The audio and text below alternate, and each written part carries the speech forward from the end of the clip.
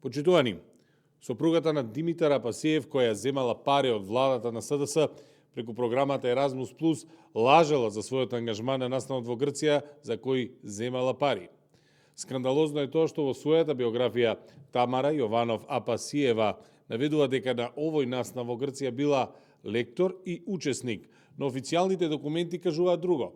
Била само учесник, а не и лектор. Зошто сопругата на Апасиев имала потреба да лаже во својата биографија и да си препише работи кои не ги правела? Дали сопругата на Апасиев намерно пишала дека е лектор за да земе повеќе средства или пак тоа го направила неосновано за да ја збогати својата биографија? Зошто сопругата на Апасиев лаже во својата биографија? Димитар Апасиев, кој се представува за јак правник, треба да каже дали тоа што неговата сопруга лажела во својата биографија е фалсификат или измама. Исто така, Димитар Апасиев како политичар кој се бори за гласови треба да каже што се тој и неговата сопруга лажат кога лажат за една биографија. Како може народот да му верува на Апасиев кој пред камери едно зборува, а зад камери трупал европски пари од СДС во джеп?